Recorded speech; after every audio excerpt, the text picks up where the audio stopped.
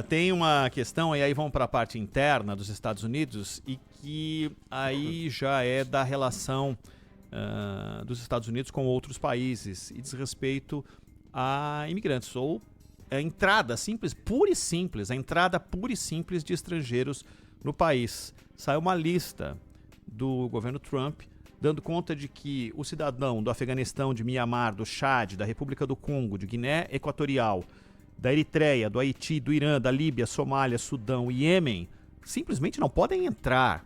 Tem algumas exceções, uma delas é para esportistas que vão participar de algum tipo de disputa lá nos Estados Unidos. Eu imagino se os Estados Unidos não tivessem, né, tivesse algum tipo de competição mais ampla, o que poderia acontecer? Ou provavelmente, no Mundial de Clubes, por exemplo, 4 não poderiam entrar, 4 jogadores não poderiam entrar no Mundial daqui uma semana, daqui 10 dias.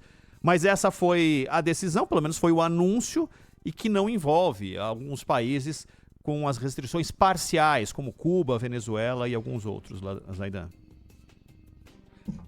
Juntando os dois grupos, nós temos aqui Chad, Congo, Eritreia, Guiné Equatorial, Líbia, Somália, Burundi, Serra Leoa, Togo, são 10 países africanos.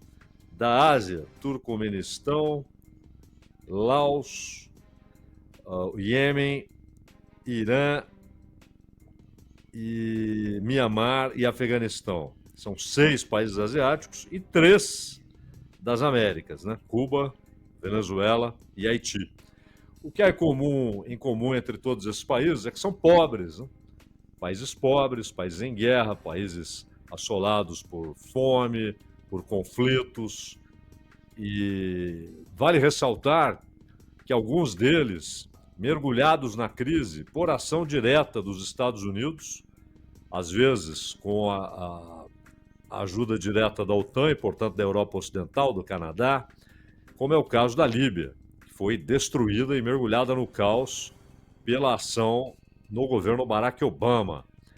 Então não surpreende, são pessoas de países pobres, muito pobres, no caso do Togo, no caso de Serra Leoa, no caso do Haiti, no caso do Sudão, que está numa guerra. Agora começa a se resolver, as forças do governo ganham terreno, a Somália numa crise permanente, e também com 2 governos, a exemplo da Líbia.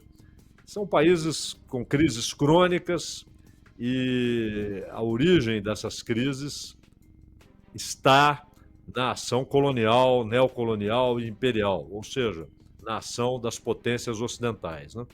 Então, claramente, assim como no primeiro mandato, você se lembra, Ronald, ele fez um veto a muçulmanos, né? Claro que o veto não alcançaria, por exemplo, o Bin Salman, né? Mas os cidadãos comuns.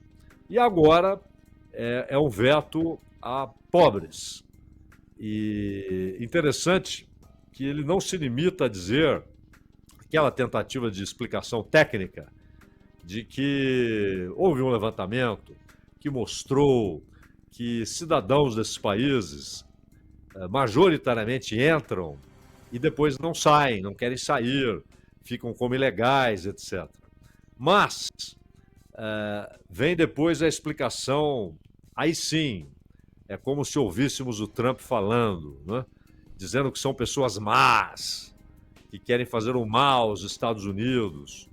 Isso é atroz, né? Uma canalice atroz. Ou seja, ele relaciona as pessoas desses países pobres a pessoas que iriam cometer crimes nos Estados Unidos, como se as duas coisas estivessem associadas, né? É um negócio lamentável.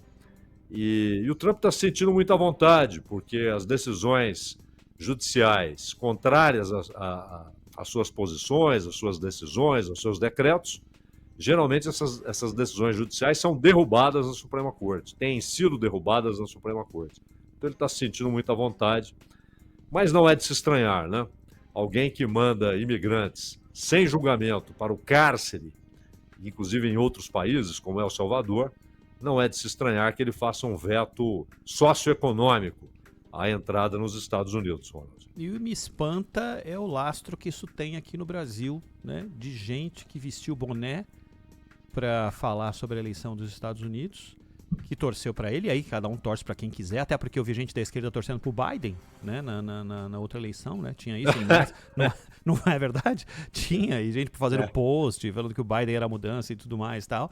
Mas tem gente que apoiou, vestiu bonezinho e fez discursos patéticos no dia da eleição, né?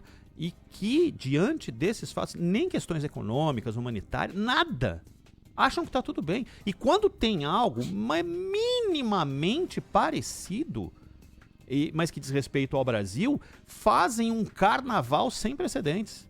E acham que isso é a maior atrocidade que está sendo cometida, né? Aqui tem gente sendo julgada. Teve gente lá que não foi nem julgada e já foi direto pra cana, né? E pior, pra cana em outro país, como no caso do El Salvador. E nem se sabe, nem se tem notícia, tem gente lá que foi por engano. E aí, como diz o Zaidão, o carcereiro daquele país que é o presidente, que é o Bukele, recebeu e falou: daqui eu não tiro, isso aqui não é problema meu, né? Já tá lá, vai ficar lá. E por aí vai. E aqui, silêncio absoluto. Impressionante como tem lastro isso. Lastro. O silêncio e o estardalhaço caminham numa linha muito, muito, muito parecida. Muito parecida. Uma coisa incompreensível, mas que tá aí. As pessoas é que têm que analisar, apesar de eu acho que vai ser difícil que isso aconteça.